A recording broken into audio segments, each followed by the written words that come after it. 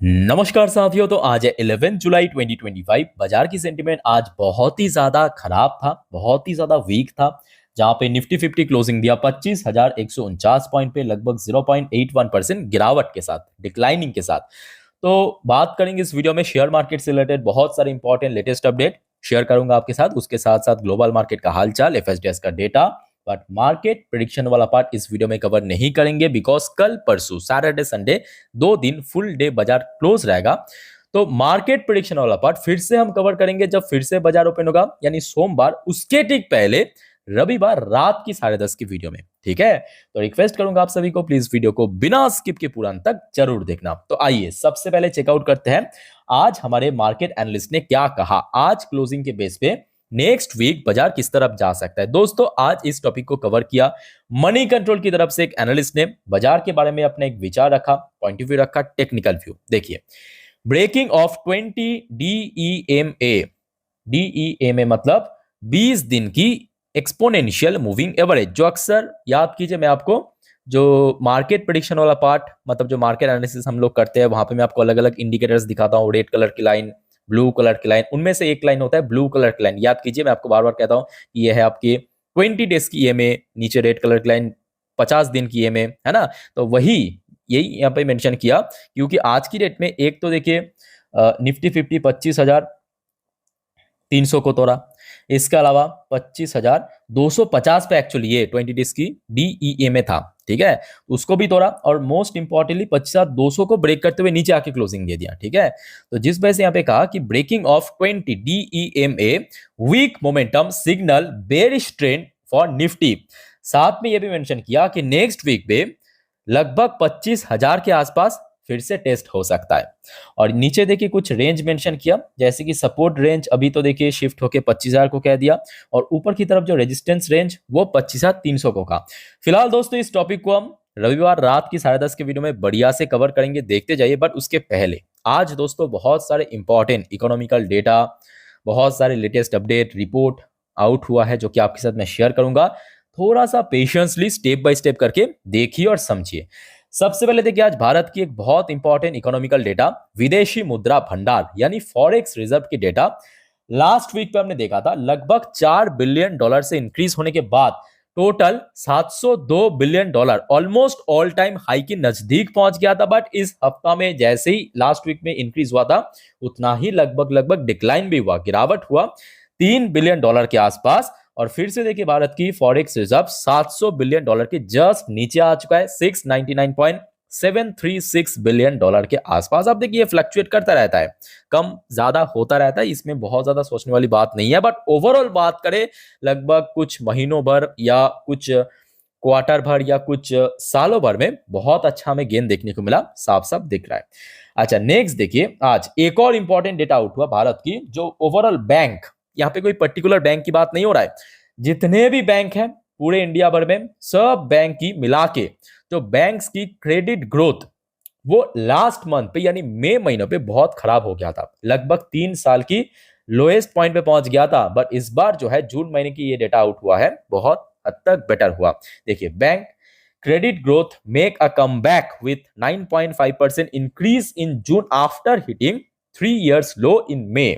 मई महीने पे data actually बहुत खराब था। कितना खराब था, आप इस डेटा को पहले आप देखिए, आपको समझ आ जाएगा। लास्ट मंथ पे सिर्फ और सिर्फ 1% की ग्रोथ हमें देखने को मिला, और इस बार सीधा सीधा 9.5% पे पहुंच चुका है, जो कि ओवरऑल बात करें बहुत अच्छी बात है। और एग्जैक्टली फिगर अगर हम बात करें, 184.83 लाख करोड़ की दोस्तों टोटल जो बैंक की क्रेडिट ग्रोथ हुआ है, और परसेंटेज वाइज 9.5% की जंप हमें देखने को मिला ईयरली बेसिस पे। ओके, अच्छा नेक्स्ट देखिए, आज यूके यानी यूनाइटेड किंगडम की मंथली बेसिस पे जीडीपी डेटा आउट हुआ। देखिए, जीडीपी डेटा ना यूके की 2 अलग अलग सेगमेंट में आउट होता है। एक होता है आपकी क्वार्टरली बेसिस पे, जो ऑलरेडी मैं आपको अपडेट दे चुका हूं, 30 जून का आउट हुआ था, है ना। और दूसरा आउट होता है आपके मंथली बेसिस पे, मतलब हर एक महीने की जीडीपी ग्रोथ। ठीक, सो आज देखिए 11 जुलाई, यहाँ पे आप देख सकते हो यूके की जो मंथली वाला जीडीपी डेटा वो आउट हुआ। तो प्रीवियस मंथ पे हमने देखा था, ये जो डेटा था -0.3%, याद रखना -0.3% था। फोरकास्ट आया था कि एटलीस्ट इस बार पॉजिटिव में आएगा, -0.1%, बट एक्चुअल डेटा दोस्तों उससे काफी खराब रहा, -0.1%। अब ये जो डेटा है ना, ये भारत जैसे देश के लिए बहुत अच्छी बात है। सिर्फ भारत नहीं, भारत जैसे विकासशील देश के लिए अच्छी है, क्योंकि यूके की बात करें, यूएस की बात करें, सब डेवलप नेशन है, मतलब जो विकसित देश है। तो वहां से जो इकोनॉमी डिस्ट्रॉय होगा, कहां पे जुड़ेगा? विकासशील देश की तरफ। याद रखना, जिनको नहीं मालूम, इकोनॉमी की बेसिक बेसिक जो रूल है ना, इकोनॉमी सेम है, ये बढ़ नहीं सकता, बस इधर से उधर ट्रांसपोर्ट होता है। ये आप याद रखिए। क्या मतलब? जो ओवरऑल इकोनॉमी है ना, वो सेम है, वो सेम है, कभी इधर से उधर आता है, कभी कभी इधर से उधर जाता है। ठीक है? तो अगर जो डेवलप्ड नेशन वहां से जब डिस्ट्रॉय होगा, कहां पे जुड़ेगा? भारत, इंडोनेशिया, ब्राजील, इस टाइप की जो विकासशील देश है। ठीक है? तो आप साफ सुथरा आप रिकॉर्ड भी देख सकते हो, वैसा ही हो रहा है लगातार। आप देखिए, UK, Germany, Italy, GDP rate आप देखिए, या तो नेगेटिव में या तो फ्लैट है। यूएस का भी इवन आप देखिए इस बार %0.5 नेगेटिव में रहा, कॉन्ट्रैक्शन फेज में पहुंच गया। ठीक है? अच्छा, उसके साथ साथ देखिए एक और अपडेट है जो कि भारत के लिए बहुत अच्छी बात है। China's GDP growth set to slow, raising pressure on policy maker. जो बात आपको मैं अप्रैल के महीने से बार बार कहता आया हूं अभी तक, कि देखिए ये जो यूएस और चाइना के भीतर टैरिफ वॉर चल रहा है ना, इसमें सबसे ज्यादा दोस्तों बेनिफिट, आप कान खुल के सुनिए समझिए, भारत को मिल रहा है। चाइना अपने आप को, याद रखना, चाइना अपने आप को कितने भी बड़े बाहर से तोप दिखाने की कोशिश करे कि भाई हम तो बहुत बड़े तोप है, सेकेंड लार्जेस्ट इकोनॉमी है, बट याद रखना चाइना की इकोनॉमी सस्टेनेबल इकोनॉमी नहीं है। ये बात आपको मैं बहुत बार इसके पहले भी एक्सप्लेन किया था, समझा भी था कि कैसे, क्योंकि चाइना की मेन इकोनॉमी की जो बेस है ना, वो मैन्युफैक्चरिंग है। और मैन्युफैक्चरिंग की जो सबसे बड़ी कमी क्या है? कोई भी देश दोस्तों अगर अपने पॉलिसीज के अंदर ठीक ठाक ढंग से परिवर्तन किया, कंपनी उस देश की तरफ मुड़ जाएगा, जैसे कि आज चाइना से कंपनी छोड़ छोड़ के भारत आ रहा है। नेक्स्ट अपडेट पे आपको एकदम साफ समझ आ जाएगा। जस्ट अ मिनट, आगे कुछ न्यूज है, अब देखिए, देखते जाइए। बाय द वे, एक और अपडेट है आपकी, भारत की जो मिनिस्टर है पीयूष गोयल साहब की तरफ से, इंडिया अचीव 4000%, कितना? 4000% ग्रोथ इन सोलर कैपेसिटी। तो इस पर्टिकुलर क्षेत्र में आप समझ सकते हो बहुत बेहतरीन काम चल रहा है भारत में, खास करके calls for self reliance in energy storage through R&D। चलो, ये बहुत अच्छी डेटा है। अच्छा, नेक्स्ट देखिए, एक मार्केट एनालिस्ट जिनका नाम है ह्यू जॉनसन। सो एनालिस्ट ने वार्निंग दिया। देखिए, ये एक्चुअली विदेशी एनालिस्ट है, बेसिकली यूएस मार्केट की पॉइंट ऑफ व्यू से इन्होंने कहा है, नॉट इंडियन मार्केट। ठीक है? Market entering volatile trendless phase amid tariff chaos. अब ये बात तो सही है, हर कोई मैं कहूंगा एग्री करना ही चाहेंगे, है ना? अच्छा, नेक्स्ट दोस्तों जो अपडेट है, इसके थ्रू आपको मालूम पड़ जाएगा, जो अभी आपको मैं कह रहा था ना, कि क्यों चाइना की इकोनॉमी सस्टेन नहीं कर सकता है बहुत लंबे समय से, अगर ऐसा हुआ तो। और भारत की इकोनॉमी के लिए बहुत अच्छी बात है। ये न्यूज़ आप देखिए, समझिए, आपको समझ आ जाएगा। ये आज देखिए शाम के वक्त की अपडेट है, आपको दिखाई दे रहा है ना, 5:53 पे। अच्छा, मेन जो कॉन्टेस्ट है उसके ऊपर लेके चलता हूँ, ये देखिए, जूम करके देखिए। Recall of Chinese engineers from Foxconn India an opportunity, government official ने ऐसा कहा। तो क्या है मतलब इसका? एकदम एकदम दिमाग को खुल के सोचिए, समझिए। ठीक है? देखिए, रिसेंटली हमने क्या देखा, ये हो गया भारत, मान लीजिए कि ये हो गया भारत। एक बार मैं आपको ड्रॉ करके दिखाता हूँ ताकि आपको एकदम आसानी से समझ आए। ये हो गया आपका इंडिया, और ये हो गया, इधर हो गया आपका चाइना। ठीक है? तो रिसेंटली हमने क्या देखा, एप्पल पहले आया है, कहाँ पे आया है? इंडिया में आया है। ठीक? मेन जो मैन्युफैक्चरिंग हब कहाँ पे सेट किया? भारत को चूज किया उन्होंने, है ना? अब एप्पल जब आईफोन मैन्युफैक्चर करेगा ना, उसमें एक बहुत इंपॉर्टेंट पार्ट, क्या? सेमीकंडक्टर चिप कौन बनाता है? फॉक्सकॉन बनाता है। अब जब एप्पल, क्योंकि फॉक्सकॉन तो नहीं आया ना, फॉक्सकॉन तो चाइना में है, फॉक्सकॉन अभी भी चाइना में है, एप्पल आ चुका है। अब एप्पल को चाहिए सेमीकंडक्टर चिप चाहिए, जो कि सप्लाई करता है कौन? फॉक्सकॉन करता है। अब फॉक्सकॉन इंडिया भी दोस्तों प्लान कर रहा है भारत में आने का। अब उसके साथ साथ फॉक्सकॉन ने क्या सोच रहा है कि देखिए, जब फॉक्सकॉन चाइना में था, ऑब्वियसली चाइनीज इंजीनियर था, तो वो जो चाइनीज इंजीनियर है ना, इंजीनियर, उनको ही क्यों ना भारत में भी लाया जाएगा। अब आप कहेंगे इसमें भारत को फायदा कैसे मिलेगा? ऑब्वियसली जब चाइनीज इंजीनियर आएगा तो भारत में जो भी जॉब क्रिएशन होना था वो तो खत्म हो जाएगा। तो जी नहीं, यहाँ पे कुछ ट्विस्ट एंड टर्न भी है, ठीक है, क्योंकि यहाँ पे मेन फोकस दोस्तों एप्पल को किया जा रहा है। याद रखना, यहाँ पे जो प्राइम फोकस एप्पल को किया जा रहा है, ताकि एप्पल को कोई नुकसान ना हो, क्योंकि एप्पल इतने बड़े कंपनी है, वो बहुत ज्यादा मतलब बोल सकते हो कि प्याज बुझा सकता है। फॉक्सकॉन की यहाँ पे बात नहीं हो रहा है, ठीक है। फॉक्सकॉन को सिर्फ और सिर्फ सप्लाई करने के लिए यहाँ पे एक लाया जाएगा। वही चीज यहाँ पे गवर्नमेंट ऑफिशियल ने एक्चुअली कहा है कि अगर कोई चाइनीज इंजीनियर यहाँ पे आना चाहते हैं तो हम लोग वहां उसके लिए वीजा भी इशू कर देंगे, ऐसे कोई बात नहीं है। एक बार मैं आपको दिखा देता हूँ, ये देखिए, I would look it more is an opportunity if the workers, मतलब कौन, चाइनीज की जो इंजीनियर है, want to go back, it's between the companies and the workers, they will have to make arrangement to ensure the work continues, production will not be impacted, we facilitate, ये देखिए, we facilitate their visas। अगर आना चाहते हैं तो आ सकता है, अगर नहीं आना चाहते तो नहीं आ सकता है, ठीक है, बट अगर आना चाहते हैं तो हम लोग वीजा इशू कर देंगे, कोई दिक्कत नहीं है, ठीक है। ये एक्चुअली आज गवर्नमेंट ऑफिशियल की तरफ से कहा गया, हिंदुस्तान टाइम ने इसको पब्लिश किया। अच्छा, नेक्स्ट दोस्तों, कुछ टैरिफ के ऊपर अपडेट जो कि कल मिडनाइट से लेकर आज सुबह तक आउट हुआ है, उसके ऊपर पहले थोड़ा सा मैं आपको रिमाइंड करने की कोशिश करूंगा।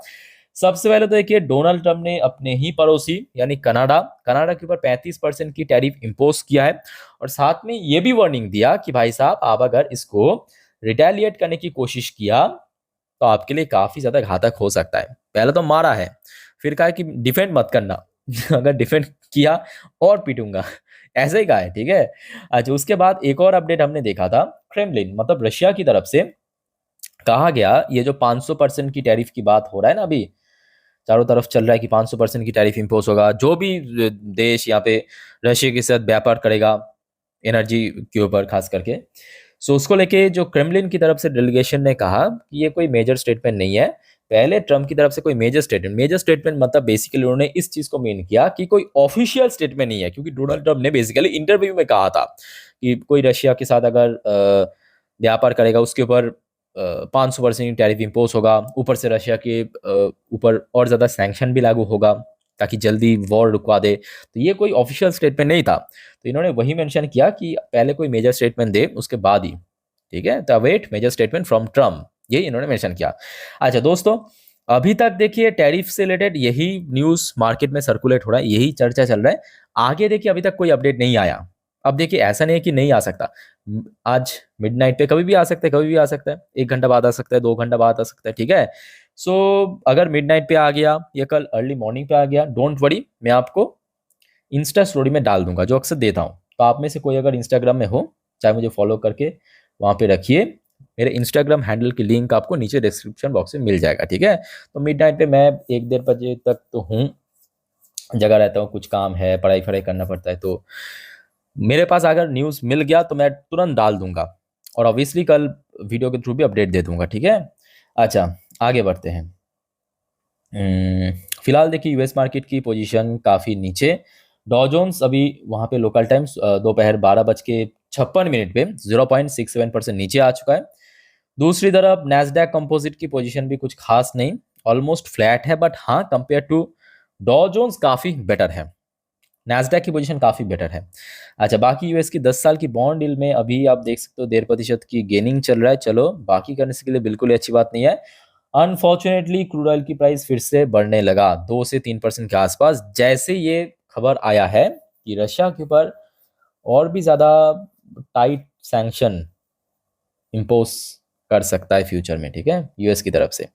अच्छा, इंडियन करेंसी की वैल्यूएशन में भी थोड़ा सा डिक्लाइन हमें देखने को मिला लास्ट डे के हिसाब से। लास्ट डे तो लगभग कितना था, 85.7 समथिंग के आसपास चल रहा था, अभी आप देख सकते हैं 85.83, तो एक माइनरली मैं कहूँगा वैल्यूएशन में डिक्लाइन हुआ, ठीक है। अच्छा, अब चलिए कुछ इंडियन कंपनी की पोजीशन को चेक करते हैं, जैसे कि विप्रो लिमिटेड एडीआर वर्जन कुछ टाइम पहले थोड़ा पॉजिटिव में था, बट अभी फिलहाल नेगेटिव में आ चुका है। अच्छा, इन्फोसिस की जो एडीआर वर्जन है लगभग 0.66% ऊपर चल रहा है, बट स्टिल सुबह में मतलब जब पिन हुआ था एडीआर तब तो काफ़ी ऊपर था, अभी थोड़ा सा नीचे आ चुका है। अच्छा, एचडीएफसी बैंक की एडीआर वर्जन लगभग 1% नीचे, आईसीआईसी बैंक की एडीआर वर्जन भी लगभग 0.81% नीचे चल रहा है, ठीक है। अच्छा, बात करते हैं गिफ्ट निफ्टी की पोजीशन, जस्ट अ मिनट। तो देखिए गिफ्ट निफ्टी की पोजीशन यहाँ पे देखिए टाइम एडजस्ट हो रहा है, ऊपर नंबर एडजस्ट हो रहा है, जस्ट अ मिनट, चलो एडजस्ट हो चुका है। तो अभी जब ये वीडियो रिकॉर्ड कर रहा हूँ मैं, उस टाइम के अनुसार 25,210 पॉइंट पे चल रहा है। तो मतलब आज जहां पे निफ्टी क्लोजिंग दिया, बहुत ऊपर नहीं, लगभग वही 61 पॉइंट। तो मतलब बहुत ऊपर भी नहीं, बहुत नीचे भी नहीं, एक ठीक ठाक पोजीशन पे अभी गिफ्ट निफ्टी दिखाई दे रहा है। अब देखिए बाद में क्या होगा, रात को अगर डोनाल्ड ट्रम्प, वो तो पूरा पगला गया, आप समझ सकते हो बूढ़ा, मतलब कभी भी आके कुछ भी अनाउंसमेंट कर रहा है, कभी भी कुछ भी कर रहा है।